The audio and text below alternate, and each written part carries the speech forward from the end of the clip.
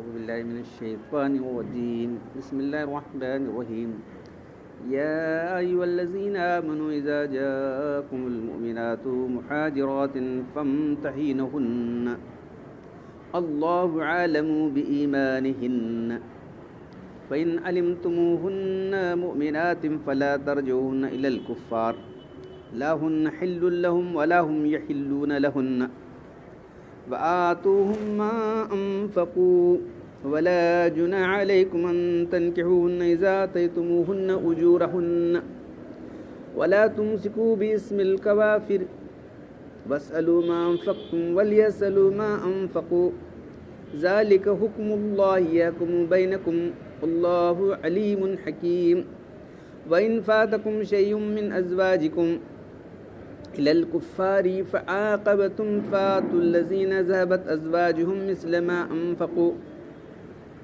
واتقوا الله الذي أنتم به مؤمنون يا أيها النبي إذا جاءك المؤمنات يبايعنك على أن لا يشركن بالله شيئا ولا يسرقن ولا يزنين ولا يقتلن أولادهن ولا يأتين ببهتان يفترينه بين أيديهن وأرجلهن ولا يعصينك في معروف فبايعهن واستغفر لهن الله إن الله غفور رحيم يا أيها الذين آمنوا لا تتولوا قوما غضب الله عليهم قد يئسوا من الآخرة كما يئس الكفار من أصحاب القبور صدق اللہ العظیم. یہ سورہ ممتنہ کا آخری رکوع ہے. اس کا ترجمہ یہ ہے: اے ایمان والو، جب تمہارے پاس ایمان والی عورتیں ہجرت کر کے آ جائیں تو تم ان کا امتحان لو. اللہ ہی خوب ان کے ایمان کو جاننے والا ہے. اگر تم یہ جان لو کہ وہ ایمان والی ہیں تو تم ان کو کافر کی طرف مت لوٹاؤ. وہ کافروں کے لیے حلال نہیں ہے اور نہ کافر ان کے لیے حلال ہے. اور جو انہوں نے مہر کے طور پر خرچ کیا ہے تم ان کو دے دو کافروں کو. اور تم پر کچھ گناہ نہیں ہے کہ وہ یہاں آنے کے بعد تم ان سے مہر ور دے کر نکاح کر لو. اور کافر عورتوں کو اپنے نکاح میں ہرگز مت رکھو. کافر عورتوں کو اپنے نکاح میں مت رکھو. تو کافروں کی عورتیں یہاں سے جو کفر کرنے والی عورتیں چلی گئیں تو کافر تم سے کچھ پوچھتے ہیں جو مہر انہوں نے دیا ہے تو تم ان کو دے دو. یہ اللہ تعالیٰ کا حکم ہے. اللہ تمہارے درمیان اس بات کا فیصلہ کر رہا ہے اور اللہ سب کچھ جاننے والے ہیں اور ساری حکمتوں کے مالک ہیں. اگر تمہارے ہاتھ سے کچھ عورتیں کافروں کی طرف چلی جائیں تو پھر تم جب کافروں پر ہاتھ مارو تو جن کی عورتیں جاتی رہی ہیں جتنا انہوں نے خرچ کیا ان کو دے دو. کافروں سے متعلق نہیں دیں گے، وہ تو دینا چاہیے کافروں کو. اور ہماری عورتیں وہاں چلی گئیں، کافر عورتیں چلی گئیں تو جو مہر ہم نے ان پر، ہماری عورتوں کا جو مہر ہے ان کو دیکھ چھوڑو. ان کی عورتیں ادھر آ گئی ہیں، انہوں نے جو خرچ کیا وہ دے دو. تم ان سے مہر کا مطالبہ کرو، وہ دیتے نہیں کیا. واتقوا اللہ سے ڈرتے رہو جس پر تم ایمان لائے ہو. اب اس کے بعد فرمایا جا رہا ہے کہ اے نبی، جب ایمان والی عورتیں آپ کے پاس آئیں تو آپ ان سے بیعت لے لیا کریں اس بات پر کہ وہ اللہ کا کسی کو شریک نہیں ٹھہرائیں گی، چوری نہیں کریں گی، زنا نہیں کریں گی، نہ اپنی اولاد کو قتل کریں گی اور نہ اپنے ہاتھوں اور پیروں سے کوئی بہتان باندھیں گی اور معروف باتوں میں کسی بات کی نافرمانی نہیں کریں گی. تو آپ ان سے بیعت کر لیجیے اور ان کے لیے اللہ سے استغفار کیجیے. بے شک اللہ بہت معاف کرنے والا اور رحم کرنے والا ہے. پھر آخری آیت میں فرمایا جائے کہ اے ایمان والو، تم لوگوں کو دوست مت بناؤ، ان سے دوستی دلی دوستی مت کرو جن پر اللہ کا غضب ہوا، کافروں پر، یہودیوں پر. وہ اللہ کی وہ آخرت سے ایسے مایوس ہو گئے جیسے کہ کافر جو ہے اصحاب قبروں میں جانے والوں سے مایوس ہو چکے، یہ لوٹ کر نہیں آتے. جیسے یہ مایوس ہو چکے ویسے یہ لوگ آخرت کا بالکل یقین رکھنے والے نہیں. تم ان لوگوں سے دوستی مت کرو. تو اب اس رکوع میں جو بات ہمارے سامنے آ رہی ہے وہ یہ ہے، پہلی آیت کے اندر، یا پہلی 3 آیتوں کے اندر، کہ صلح حدیبیہ کے بعد جو ہے یہ فیصلہ ہوا تھا کہ جو ہے ادھر کوئی آدمی آیا تو لوٹا دینا ہے، لیکن عورتوں کے بارے میں فیصلہ نہیں تھا. تو فوراً اللہ کے بولے کہ جو ہے عورتیں اگر آ رہی ہیں تو اگر ایمان والی ہیں تو نہیں لوٹائی جائیں گی. کوئی بھی آدمی وہاں سے آتا ہے ایمان والا ہے کافر ہے وہاں سے مکہ سے آیا تو یہ معاہدہ ہوا تھا کہ لوٹانا, اور یہاں کا آدمی گیا تو نہیں لوٹانا, انہوں رکھ لے چھوڑ دیں. تو یہاں سے جانے والے تھے نہیں لیکن پھر بھی اس طرح کا معاہدہ ہوا تھا. لیکن عورتوں کے بارے میں کیا ہے, تو معاہدہ ہوتے ہی فوراً اللہ بولے کہ جو ہے عورتوں کے بارے میں یہ نہیں, یہ آیتیں نازل ہوئی فوراً. تو آپ نے اللہ نے فرما دیا کہ دیکھو بھئی یہ معاہدہ جو ہوا ہے یہ عورتوں کے بارے میں نہیں ہے. کوئی ایمان والی عورت وہاں سے آ رہی ہے تو ہم نہیں لوٹائیں گے, تم ان کے مہر کا مطالبہ کرو کافر, ہم دے دیں گے. اگر یہاں سے کوئی عورت جا رہی ہے کافر ہے تو جانے دو, تمہاری عورت چلی گئی تو اس کے مہر کا مطالبہ کرو, انہوں دیا تو ٹھیک ہے, نہیں دے تو ہم بیت المال سے دیں گے. یہ پہلی آیتوں کا خلاصہ. اور پھر دوسری بات جو عورتیں آ رہی ہیں ان سے ان کا امتحان لو, معلوم ہوا کہ ایمان والی ہیں تو ان سے بیت لو. دیکھو عورتوں سے بیت لینے کا واقعہ یہاں. اے نبی جب آپ کے پاس ایمان والی عورتیں بیت کرنے کی غرض سے آئیں تو آپ ان باتوں پر بیت لے لیا کرو. تو یہ صرف کبھی یہاں ایک ذکر آیا ہے, صرف یہی موقع نہیں بلکہ اکثر و بیشتر موقع پر اللہ کے وسلم بیت لیا کرتے تھے. بیت کو تو کیا کرتے ہیں, بیت لے رہیں گے تو بہت بڑا گناہ کام کر رہے ہیں بیت لے رہے ہیں. عجیب ہے قرآن میں یہاں بھی. اب سورہ فتح آپ کے پاس گزر چکی ہے, وہاں تو بیت رضوان, جو لوگ بیت کر رہے تھے اللہ ان سے راضی ہوا, یہ ہے.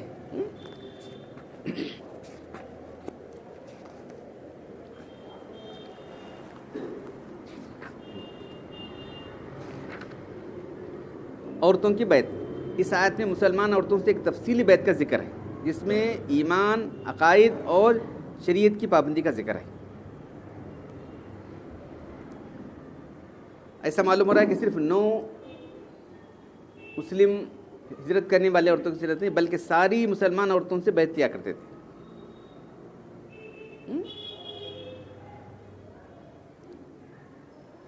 بیت مذکور میں اللہ کے وسلم سے بیت کرنے میں صرف 9 مسلم مہاجرات ہی نہیں بلکہ تمام دوسری قدیم اسلام لائی ہوئی عورتیں بھی موجود تھیں. جیسے کہ صحیح بخاری میں آتا ہے, عطیہ رضی اللہ تعالیٰ سے روایت ہے, حضرت امہ سے روایت ہے کہ میں نے چند دوسری عورتوں کے ساتھ اللہ سے بیت کی تو آپ نے ان احکام کی پابندی کی ہم سے بیت لی. تو اللہ نے پھر یہ بھی فرمایا جہاں تک تم سے ہو سکے اس کی پابندی کرو, جہاں تک تم سے ہو سکے. تو اس سے معلوم ہوا کہ اللہ کے رسول جو ہے ہماری کمزوریوں کو بھی جانتے تھے. صحیح بخاری میں عائشہ نے فرمایا کہ بیت نساء کے متعلق عورتوں کی بیت صرف گفتگو اور کلام سے ہوئی, اور اللہ کے رسول جو ہے مردوں سے جو بیت لیا کرتے تھے ہاتھ میں ہاتھ دے کر وہ کبھی نہیں کیا. کسی عورت کا ہاتھ آپ کے ہاتھ کو نہیں مس ہوا.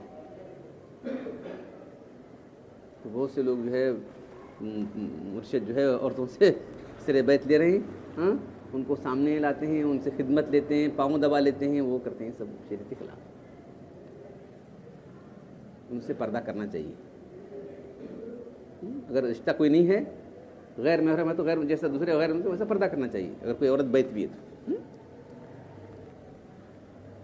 عورت کی آواز بھی عورت ہے, عورت بیت کر رہی تو اپنے دل میں کہے بیت کے الفاظ. ہمارے حضرت نہیں کراتے تھے, عورت اپنے دل میں کہتی تھی. جیسا زور سے مرد کہتے ہیں میں توبہ کرتا ہوں, میں گناہ چھوڑتا ہوں, اس طرح سے مردوں کے لیے لیتے تھے. عورتوں کی بیت جو ہے وہ اپنے دل میں کہو, جو کہاں تک احتیاط کی. روایت ہے جس میں ثابت ہے کہ بیت نہ صرف اسی واقعے کے بعد نہیں بلکہ بار بار ہوتی رہی. دیکھ رہے ہیں یہاں تک کہ فتح مکہ کے روز بھی اللہ نے مردوں سے بیت کی, ان سے فارغ ہوئے, پھر کوئی صفحہ پر گئے وہاں عورتوں سے بیت کی. اللہ کے جو الفاظ تھے وہ عمر رضی اللہ تعالیٰ زور سے کہہ کر سنا رہے تھے اور وہ بیت کر رہی تھی. اس بیت ہونے والی عورتوں میں ابو سفیان کی بھی ہند بھی تھی, جو شروع میں حیا کے سبب سے اپنے آپ کو چھپانا چاہیے تھی. حضرت حمزہ رضی اللہ عنہ کلیا چبا لیا تھا نا انہوں نے, تو اس لیے چھپا رہی تھی. پھر اس کے بعد جو ہے پھر اس کے بعد نکال دیا اپنا, اس کے بعد جو ہے پھر بیت کے تفصیل کے احکام آئے تو بولنے لگی, دریافت کرنے لگی, کہنے پر مجبور ہو گئیں. مردوں سے جو بیت لی گئی وہ اسلام میں جہاد پر لی گئی, اور عملی احکام کی تفصیل اس میں نہیں ہے. مردوں سے اکثر الگ الگ جہاد پر لیے تھے وہ صلح حدیبیہ کے, اور دوسرے موقعوں پر صحیح بخاری کی حدیث ہے, اس میں جو ہے عبادہ بن صامت رضی اللہ تعالیٰ عنہ سے کہ جو ہے اللہ کے رسول مردوں سے بھی بیت لیتے تھے, اس میں مختلف احکام سے بیت لیتے تھے. شرک کی پابندی کروں گا ایسا ہی, تو ویسے ہی یہاں عورتوں کی بیت لی گئی. تو عورتوں کی بیت زیادہ تفصیل سے ہے کہ عورتوں کو معلوم نہیں ہوتا. عام طور پر جو چیزیں پیش آتی ہیں تو اس میں جو ہے جن باتوں سے بیعت لی گئی تھی، اللہ یشرکن باللہ شیئا، تو شرک تو بالکل عام تھا نا، بت پرستی یہ وہ سب تھی، اس لیے خاص طور پر اس کی طرف تو اس کی بیعت لی گئی۔ پھر اس کے بعد یسرکن، چوری نہ کریں۔ عورتیں کیا معمولی چیزوں کو چرا لینا کرنا ان کو کچھ گناہ نہیں سمجھتے تھے۔ پھر اس کے بعد بلا یزنین، زنا مرد سے ایک طرف نہیں ہوتا بلکہ مرد دونوں سے ہوتا ہے، عورت راضی نہیں تو کہاں زنا ہو سکتا؟ تو اس زمانے کے اندر جو ہے نکاح بالکل وہ تھا جیسا شریعت کے احکام ابھی پوری طرح نافذ نہیں ہوئے تھے، کسی عورت سے کوئی مرد ایسا کر لے سکتا تھا، پیسے کر سکتے تھے۔ تو اب یہاں جو ہے پہلی ان آیتوں کے اندر جو بات بیان کی کہ کوئی مسلمان مرد کا عورت کافر عورت سے نکاح نہیں ہو سکتا، سب نکاح ٹوٹ گئے اس آیت میں۔ تمام جو نکاح تھے، اور عمر رضی اللہ تعالیٰ نکاح میں بھی، حضرت ابو صدیق نکاح میں جو کافر عورتیں سب نے کہا تم چلے جاؤ، تمہارا ہو گیا، تم ایمان لاؤ تو چھوڑ دیں گے، تم ایمان لاؤ تم کو باقی رہیں گے، تم کو چھوڑ دیا جائے گا، تو چھوڑ دینا پڑا، ایمان نہیں لیں چھوڑ دی۔ تو آج بھی جو اگر کوئی مسلمان کوئی کافر مسلمان ہو گیا تو اس کی بیوی کافر رہی تو نکاح ٹوٹ جائے گا، اگر وہ اس سے تعلقات رکھ رہا ہے تو بدکاری، بیوی کو مسلمان بنائے چھوڑنا پڑے گا، دو میں سے ایک، دونوں مل کر مسلمان ہو تو ٹھیک ہے، کوئی مسئلہ نہیں ہے۔ اگر صرف بیوی مسلمان ہو گئی اور کافر مشور نہیں ہو رہا ہے تو نکاح ٹوٹ جائے گا، اس کو چھوڑ دینا پڑے گا۔ اس طرح شور ہو گیا بیوی نہیں بھی، اسے واقعات ہیں، تو اگر وہ تعلقات رکھتا ہے تو حرام کاری ہے، اولاد ناجائز ہے، یہ سمجھو اچھی بات۔ تو اب یہاں جو ہے عورتیں جو ہے پردہ نہیں تھا، جہالت کا زمانہ تھا، یہ ساری چیزیں ہوا کرتی تھی۔ ارے کیا سا ویسے بیت لیا، پھر ویسے معاشرے کو پاکیزہ بنایا اللہ کے رسول نے، یہ دیکھو پہلے کیسا پاکیزہ معاشرہ بنا، کیا ہوا؟ ایک آدمی گناہ کر کے آ کے خود بول رہا ہے کہ اللہ کے مجھ سے گناہ ہو گیا، ایک عورت آ کے بول کہ مجھ سے گناہ ہو گیا، مجھے پاک کرو، یہاں تک ان کے دن خدا خوف پیدا ہو گیا، معلوم ہے؟ تو ایک کے دو کے واقعات پیش آئے، اس کے بعد جب یہ احکام نازل ہوئے تو سارے لوگوں نے پابندی کی، معلوم ہے؟ واقعات صرف 2-3 واقعات پیش آئے پورے اللہ کے دور میں، کتنا پاکیزہ ہو گیا معاشرہ، معلوم ہے نہیں؟ تو یہ جو ہے ایسے چیزیں سن کر لوگ تعجب کرتے ہیں، ارے زنا نہیں کریں گے، ایسے کرتے تھے کیا؟ بالکل عام تھا نا، شراب کے 1000 نام تھے، معلوم ہے؟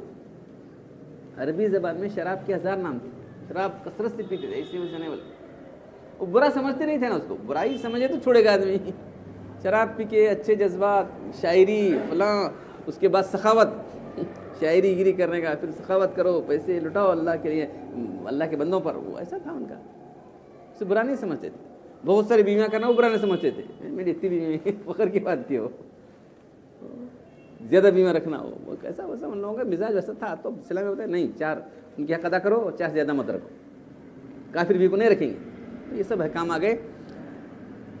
تو یہاں جو یہ بیعت لی گئی ہے عورتوں سے، صرف ایک بار نہیں بلکہ بار بار لی گئی، اس طرح مردوں سے بھی بیعت اللہ کے لیتے ہیں۔ تو بیعت کیا ہے؟ قول و قرار کرنا ہے۔ ایمان لانے کے بعد کیا ہے؟ ایمان لانے کے بعد ہی قول قرار جاتا ہے۔ کافروں سے کیا بیعت لی جاتی؟ ایک لوگ بول رہے ایمان لانے سے بیعت لیتے، ایمان والوں کو بیعت، پھر کسی کافر کو بیعت لینا نہیں۔ سوالات بھی کیسے ہیں دیکھو، جو ایمان قبول کر چکا ہے بھائی اب یہ کام کرو، تو یہ کام چھوڑو۔ تو صحیح بخاری کی روایت کے اندر ہے کہ اللہ کے نے صحابہ کرام سے بیعت کی، تو بیعت جو ہے یہ ان کا طریقہ تھا اللہ کے کا۔ اس کے بعد صحابہ کرام بھی تمام خلفاء راشدین بیعت لیتے تھے۔ ان کی بیعت جو ہوا کرتی تھی وہ ایک تو خلافت کی بیعت تھی کہ ان کو امیر ماننے کی بیعت تھی، دوسرا اسلام کے احکام پر چلے گی، دونوں بیعت تھی، یہ بھی سمجھ۔ خلفاء راشدین جو جب خلیفہ بنتے تھے تو جب بیعت لیا کرتے تھے تو بھی بیعت زبانی ہو سکتی ہے، ہاتھ پاس لینے کی ضرورت بھی نہیں ہے، بس زبانی بیعت۔ تو خلفاء راشدین جو بیعت لیا کرتے تھے وہ بیعت جو ہے زبانی بیعت ہوتی تھی۔ ایک تو یہ ہوتی تھی کہ ان کو امیر مانیں گے، ان کی امارت کی بیعت ہوا کرتی تھی، پھر دوسری ایک اسلام کے احکام پر چلے گی، دونوں بیعت ہوا کرتی تھی۔ اس کے بعد جو خلافت راشدہ کا نظام چلا گیا، وہ صرف جو ہے بادشاہ کی طرح رہ گئے، تو ان کو صرف ڈر ہوا کہ ہماری حکومت مانتے ہیں کہ نہیں، بس ہماری انڈر میں رہنا، دوسرا کیا بھی نہیں، بس یہ آ گیا نا، تو اصلاح کا کام بند ہو گیا۔ تو بزرگان دین آ گئے، انہوں نے بولے کہ لوگوں کی اصلاح کون کرے، اصلاح کے لیے بیعت لینے لیا۔ خلفاء راشدین کے بعد کے 2 پہلو تھے، ایک پہلو یہ تھا کہ حکومت، ان کی حکومت کو ماننا یہ تھا، ان کو حاکم ماننا ایک تھا، دوسرا اسلام کے کام پر چلنا تھا۔ اب وہ جو بعد میں صرف حاکم ماننا ہے تک رہ گیا، اسلام کے بعد چلو نہ چلو انسان چھوڑ دیا انہوں نے خلفاء راشدین کے بعد. تو اس لیے جو ہے یہ بزرگان دین میدان میں آ کے جو بولے کہ اللہ کے لوگوں کی اصلاح کے لیے بیعت لیتے تھے, ہم بیعت لیں گے. تو یہ جو بزرگوں نے بیعت شروع کی یہ غلط طریقہ نہیں بلکہ اللہ کے لوگوں کا طریقہ ہی اپنا. یہی بیعت لیا کرتے تھے, توبہ کر کے سارے گناہ سے توبہ کرا کر کے شریعت پر پابند ہوں گے, ہم شریعت کے خلاف کوئی کام نہیں کریں گے تو بیعت. اب اس کو کوئی آدمی اپنی جہالت کی وجہ سے بولتے ہیں کیا بیعت کر رہے ہیں, مسجد میں بیعت ہو رہی ہے, مسجد کام بیعت ہونا, بیعت کہاں کرنا, مسجد میں بیعت غلط ہے, مسجد میں بیعت کرے مجھے ایک لاکھ بولے مسجد میں بیعت کرو تو پھر کہاں بیعت کرو کہتے ہیں, سڑک پکڑو کہتے ہیں, غلط کام کر رہے ہیں, کیا کہ بیعت کیوں کر رہے ہیں, بہت بڑا گناہ کام کر رہے ہیں. ایک ذمہ دار آدمی ایسا بول رہا ہے, ایک عام آدمی بولا تو اس کیا معلوم بیعت کا لفظ معلوم نہیں ہوگا. یہ اللہ کے کا طریقہ رہا, خلفاء راشدین کا طریقہ رہا, اس کے بعد جو ہے ہمارے بزرگوں کا طریقہ رہا بیعت ہونے کا. تو یہاں صرف عورتوں کی بیعت کا ذکر ہے, تو عورتوں کے ساتھ ساتھ جو ہے اللہ کے رسول صحابہ کرام وغیرہ سب مردوں سے بھی بیعت لیا کرتے تھے. اس کے بعد جو ہمارے بزرگان دین ہیں, یہ جو 4 سلسلے چلے, انہوں نے کھل کر جو ہے بیعت اصلاح کے لیے بیعت جو ہے انہوں نے بولے کہ تو بادشاہ بولے تم کیا بھی کر لو بھائی, ہم لوگوں کی اصلاح کے لیے, تم پریشان مت ہو, تمہاری حکومت میں آڑ نہیں آتی, تمہاری حکومت کی مت میں کیا عاطف کر لو, یہ لوگوں کی اصلاح کرنا. پریشان ہوگا نا بیعت, کتنے لوگوں 1000 لوگوں کو بیعت ہو رہی, پریشان ہونے کی بات نہیں تمہیں, تمہاری حکومت کو ہمیں کیا چیلنج کرتے نہیں, ہمارے لوگوں بیعت ہو رہے ہیں, کو مریدوں کو تم کیا پریشان مت ہو, ہم لوگوں کی اصلاح کے لیے بیعت. تو یہ ایسے ہم مضامین پر یہ صورت ختم ہو رہی ہے. آخر میں پھر اللہ تعالیٰ وہ بات کر رہے ہیں کہ تم جو ہے جن پر اللہ ناراض ہوا ہے کافر سے, یہود و نصارہ اور کافر ان پر جن پر اللہ ناراض ہوا ہے, اللہ غضب ہوا ہے, تم ان کو دوست مت بناؤ, یعنی دلی دوستی مت کرو. دلی دوستی کی بات کیا ہونے والا, ہمارے عقیدے میں کمزوری آ جائے گی, نرم پڑتا ہے آدمی سے. یہ گنیش پوجا ہے باہر رہی چلا گیا, وہاں سرسوتی پوجا رہے چلے گا, دیکھیے کریوں کے اندر دیکھ رہے ہیں آپ, اور اس کے بعد تمام سیاسی لوگ دیکھ رہے ہیں آپ, دم دبا کے سب پوجا پاٹ کر ان کے سے شریک ہو جاتا. تو یہ جو ہے اپنے عقیدے پر مضبوطی چلی جائے گی ان کی دوستی کی وجہ سے. یاد رکھیں, تو جب ہمارا عقیدہ کمزور ہو گیا, ہم ایمان ہی چلا گیا, تو کیا فائدہ ہے اس کی دوستی کر کے, کیا ہونے والا بتاؤ, یہ کل کام آنے والے نہیں. یہ لوگ تو آخرت سے جو ہے پوری طرح مایوس ہیں, ان کو کیا آخرت ہے, بڑے بات کیا ہوتا ہے, کون دیکھا نہیں, انہیں سب بولتے لوگوں نہیں کیا مرنا کیا, آخرت سے وہ لوگ اس طرح مایوس ہوئے جیسے کہ کفار کافر لوگ بول رہے ہیں کون مرے بات کون آتا ہے, بولتے ہیں نا ختم ہو گئی زندگی. تو ویسے یہ لوگ ہیں, تم ان کی دوستی کرو, تمہارا عقیدہ چلا جائے گا آخرت کا عقیدہ. تو اس لیے ان سے دوستی مت کرو. دوستی سے مراد دلی دوستی, دلی تعلقات مت رکھو, ظاہری تعلقات رکھو, ظاہری طور پر ان سے کیا کرنا ہے. اللہ تعالیٰ ہم قرآن پڑھنے اور عمل کرنے کی توفیق عطا فرمائے. الحمدللہ رب العالمین والصلاۃ والسلام علی رسول الکریم. ربنا آتنا فی الدنیا حسنۃ وفی الآخرۃ حسنۃ وقنا عذاب النار. ربنا ظلمنا انفسنا وان لم تغفر لنا وترحمنا لنكونن من الخاسرین. ان اللہ وملائکته یصلون علی النبی یا ایھا الذین آمنوا صلوا علیہ وسلموا تسلیما. صلاۃ دائمۃ مقبولۃ. سبحان ربک رب العزة عما یصفون وسلام علی المرسلین والحمد للہ.